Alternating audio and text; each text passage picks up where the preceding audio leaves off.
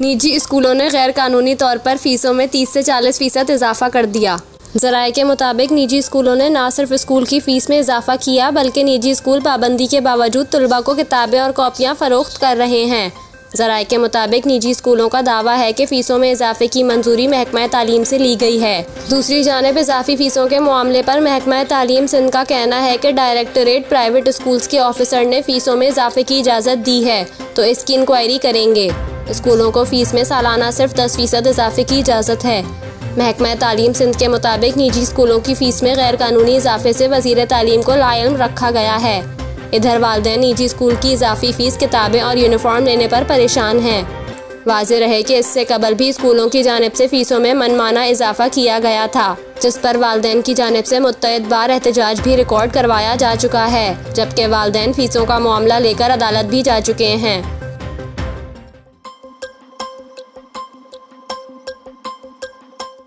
मुस्लिम league नून के Nasir Bhatt बरतानवी high court में एक और मुकदमा जीत गए। लंदन हाई कोर्ट में नासिर भट्ट के केस की बाकायदा समाअत हुई, जिस दौरान जज ने मुकदमे में शवाहिद का जायजा लिया और मुकदमे की 4 रोज़ा समाअत के बाद इसका फैसला सुनाया गया। दौरान समाअत जस्टिस मिसेस हैदरो लैम्स ने निजी चैनल का मौक़िफ़ मुस्तरद कर दिया, जिसमें कहा गया था कि नवाज शरीफ को बदउनवानी पर सज़ा दुरुस्त थी और निजी टीवी का केस ही इस बुनियाद पर था कि अल अजीज़िया केस में नवाज शरीफ की सज़ा करप्शन के सबूतों की बुनियाद पर थी। निजी चैनल का मौक़िफ़ था कि नासिर भट्ट की जज अरशद मलिक को धमकाने और रिश्वत देने की खबर अवामी मुफाद में नशर की। अरशद मलिक ने दुरुस्त सज़ा दी थी।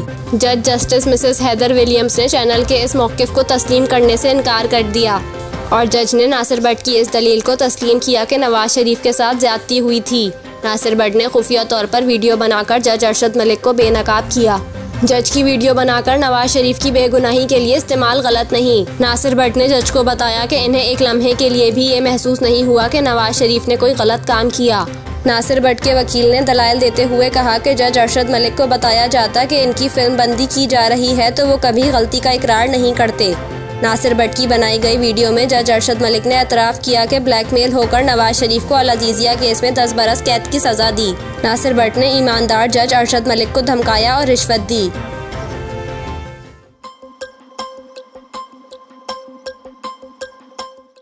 पंजाब के साबिक वज़ीर अंसर मजीद नियाज़ी और भक्कर से साबिक MPA आमिर इनायत शहानी ने पाकिस्तान तहरीक इंसाफ PTI से रास्ते जुदा कर लिए। दोनों रहनुमाओं ने अपनी वीडियो बयान में 9 मई के वाक़यात की मज़म्मत करते हुए पार्टी छोड़ने का ऐलान किया है। 9 मई को इमरान खान की गिरफ्तारी के बाद मुल्क भर में होने वाली हंगामा आराई के वाक़यात के बाद से PTI रहनुमाओं की जानिब से पार्टी छोड़ने का सिलसिला जारी है और तहरीक इंसाफ के मरकज़ी कायदीन समेत दर्जनों पार्टी रहनुमा इमरान खान और पार्टी से राहें जुदा कर चुके हैं। दूसरी जानिब सीनियर सियासतदान जहांगीर तरीन ने गुज़िश्ता दिनों अपनी सियासी जमात इस्तेहकाम पाकिस्तान पार्टी के क़याम का बाज़ाब्ता ऐलान किया था। तहरीक इंसाफ के साबिक जनरल सेक्रेटरी की पार्टी में शामिल होने वालों की अक्सरियत PTI के साबिक अरकान पर मुश्तमिल है।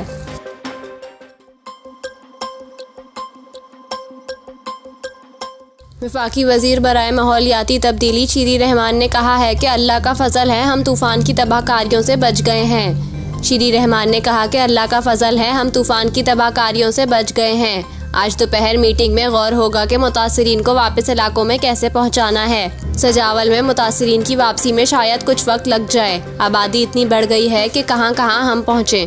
उन्होंने कहा कि सजावल में लोगों के पास ज़रिया मुआश काफ़ी हद तक मुतासिर हुआ है। मुतासिरा इलाकों से 8-9 हज़ार मवेशियों को भी मुंतकिल किया गया है। वफाकी वज़ीर का कहना था कि बहरा अरब में बिपरजॉय माजी के दीगर तूफ़ानों से तवील रहा, जबकि समंदरों में दर्जा हरारत बढ़ना भी तूफ़ानों की एक वजह है। दूसरी जानिब माहिर मौसमियात जवाद मेमन ने कहा कि बहरा अरब में बनने वाले तूफ़ान से मुताल्लिक पेशगोई करना मुश्किल होता है। तूफ़ान किस मुकाम पर टकराएगा यह हतमी तौर पर बताना मुश्किल होता है। उन्होंने कहा कि 24 घंटों में बिपरजॉय तूफ़ान से डिप्रेशन में तब्दील हो जाएगा।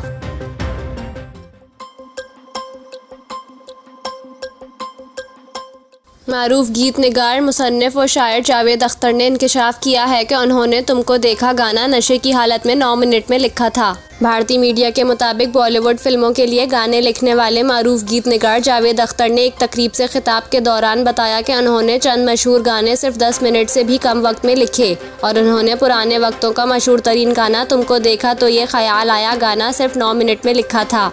जावेद अख्तर का कहना था कि इस बात को मैं इतने यकीन से इसलिए बोल रहा हूँ क्योंकि मेरी अहलिया अदाकारा शबाना आज़मी अक्सर तंज करती हैं कि अगर प्रोड्यूसर्स को मालूम होता कि इन्हें गाने लिखने में कितना वक्त लगता है तो वो इन्हें मुआवजा देने से इनकार कर देते। दौरान गुफ्तगू इस गाने से मुताल्लिक किस्सा बताते हुए जावेद अख्तर ने कहा कि भारतीय फिल्म डायरेक्टर यश चोपड़ा के असिस्टेंट ने मेरे पास आकर दरख्वास्त की कि मैं इनकी फिल्म के लिए गाना लिखूं, लेकिन इसके पास पैसे नहीं थे। मैंने गाना लिखने पर हामी भर ली। मैं इन दिनों शराब भी पीता था और चूंकि मैंने मुफ्त में काम किया था इस वजह से गाना नामुकम्मल रह गया और वो गरीब आदमी हर शाम मेरे पास आकर गाना मांगा करता, लेकिन मैं इसे मुकम्मल नहीं कर पाता।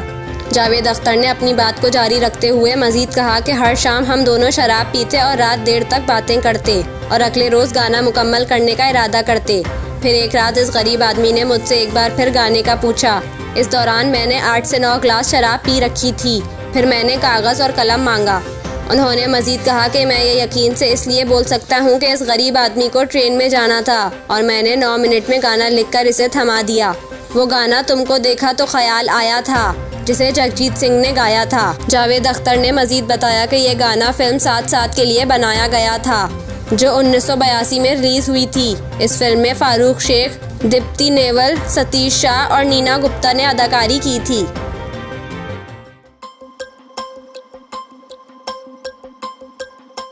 साबिक वफाकी वज़ीर ख़जाना मिफ्ता इस्माइल ने कहा है कि पहले वज़ारत ख़जाना को फ़ैसला कर लेना चाहिए कि हमने IMF प्रोग्राम करना है या नहीं। इसहाक डार के बयान का हवाला देते हुए उन्होंने कहा कि IMF से डील करने के हवाले से जियोपॉलिटिक्स की इजाद गुज़िश्ता साल सितंबर में नहीं हुई, ये तो हमेशा से होती आ रही है। इनका कहना था कि अमेरिका और चीन के दरमियान अगर कोई तसाद है तो वो सितंबर में शुरू नहीं हुआ। वाज़ेह रहे कि सेनेट की कायमा कमेटी बराए ख़जाना में शिरकत के मौके पर वफाकी वज़ीर ख़जाना इसहाक डार ने कहा था कि हमारे खिलाफ जियोपॉलिटिक्स हो रही है कि पाकिस्तान डिफ़ॉल्ट कर जाए। इनका कहना था कि स्टेट बैंक पाकिस्तान का बैंक है, किसी आलमी इदारे का नहीं। स्टेट बैंक एक्ट में ऐसी तरामीम हुई जो रियासत के अंदर रियासत को जाहिर करती हैं। ये तरामीम स्टेट के अंदर स्टेट की तरफ ले गई। वज़ीर ख़जाना इसहाक डार का कहना था कि IMF चाहता है कि हम किसी शोबे में बिल्कुल टैक्स इस्तिस्ना ना दें। बतौर खुद मुख्तार मुल्क हमें इतना हक तो होना चाहिए कि कुछ टैक्स छूट दें। हमें पता है कहाँ से कितना टैक्स इकट्ठा करना है।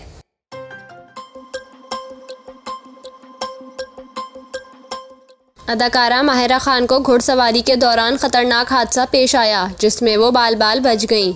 माहिरा खान ने इंस्टाग्राम पर अपनी एक वीडियो शेयर करते हुए मद्दाहों से शुमाली इलाका जात की सैर का तजुर्बा शेयर किया।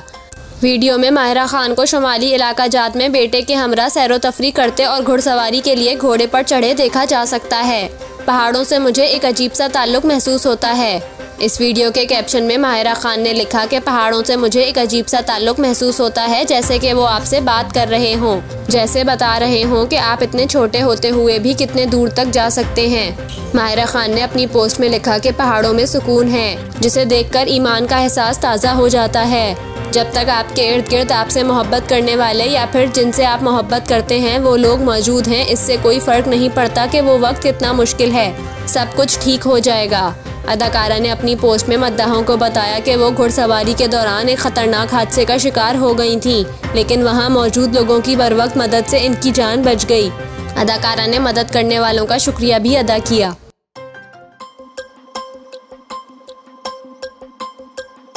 वज़ीर दिफा ख्वाजा आसिफ ने यूनिवर्सिटीज़ के वाइस चांसलर्स को डकैत कहने पर माजरत कर ली। वज़ीर दिफा ख्वाजा आसिफ ने कौमी असम्बली के इजलास में नुक्ता एतराज़ पर जवाब देते हुए यूनिवर्सिटीज़ के वाइस चांसलर्स को डकैत कहने पर ऐवान में माजरत की। कौमी असम्बली के इजलास में इज़हार ख्याल करते हुए ख्वाजा आसिफ ने कहा कि स्पीकर से दरख्वास्त है कि मेरे नामुनासिब अल्फाज को हज़फ किया जाए। वाइस चांसलर्स ने मेरे लफ्ज़ की मजम्मत की जो ठीक थी। मैंने तजावुज़ किया था। मेरी तकरीर में करप्शन पर जोर था। करप्शन किसी भी शोबे में हो इसकी बात की। स्पीकर राजा परवेज़ अशरफ ने ख्वाजा आसिफ के तर्ज़ अमल पर इन्हें खिराज तहसीन पेश करते हुए कहा कि आपने खुले दिल का मुजाहिरा करके नामुनासिब लफ्ज़ हज़फ करने की दरख्वास्त की। मुझे अभी तक वाइस चांसलर्स का कोई ख़त नहीं मिला मगर आपने बड़ेपन का मुजाहिरा किया। स्पीकर ने मज़ीद कहा कि अरकान पार्लियामेंट कौम के लिए रोल मॉडल होते हैं।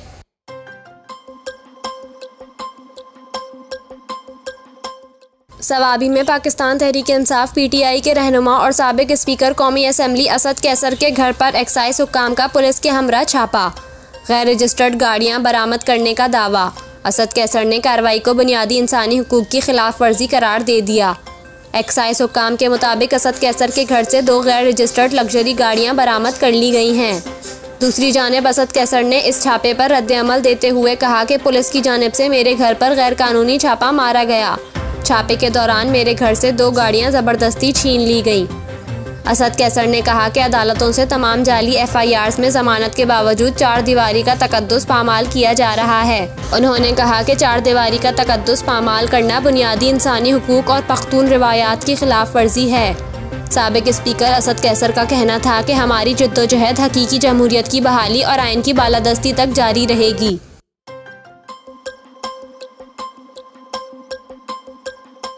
पाकिस्तान तहरीक-ए-इंसाफ PTI के सदर परवेज़ इलाही की बेगम ने कहा कि 77 साल की उम्र के शख्स के साथ जालमाना सलूक किया जा रहा है। उन्होंने कहा कि जेल में परवेज़ इलाही से मुलाकात हुई। इन्हें जेल में C क्लास कैदी की सहूलियात भी मयसर नहीं।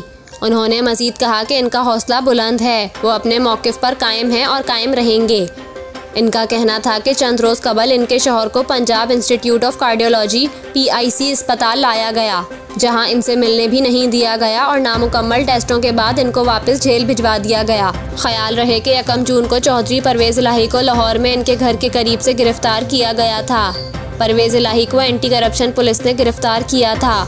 परवेज़ इलाही के खिलाफ एंटी करप्शन में सरकारी ठेकों में कमीशन लेने के इल्ज़ाम पर मुकदमा दर्ज है। इनके खिलाफ लाहौर के थाने में कार सरकार में मदाखलत और पुलिस पर तशद्दुद का मुकदमा भी दर्ज है, जबकि इनके खिलाफ गैर कानूनी भर्तियों का मुकदमा भी ज़ेर समात है।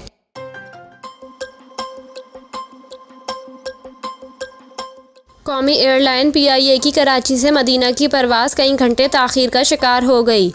PIA हुकाम के मुताबिक कराची से मदीना जाने वाली परवाज़ PK 743 को सुबह 4:50 पर मदीना रवाना होना था।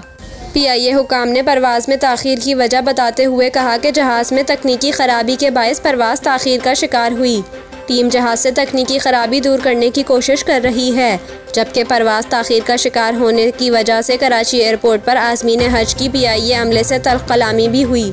दूसरी जानिब सिविल एविएशन हेडक्वार्टर की जानिब से तूफ़ान बिपरजॉय के तनाज़ुर में महफूज हवाई सफ़र के हवाले से नोटम जारी किया गया है। CAA के मुताबिक नोटम तेज़ हवाओं के इम्कान के बायस जारी किया गया, जो आज रात 12 बजे तक नाफिजुल अमल रहेगा। CAA के मुताबिक नोटम कराची, सक्खर, मोइंजोदाड़ो और नवाबशाह एयरपोर्ट्स के लिए है। इन एयरपोर्ट्स पर हवा की रफ्तार 30 नॉट्स होने की सूरत में लैंडिंग या टेक ऑफ की इजाज़त नहीं होगी।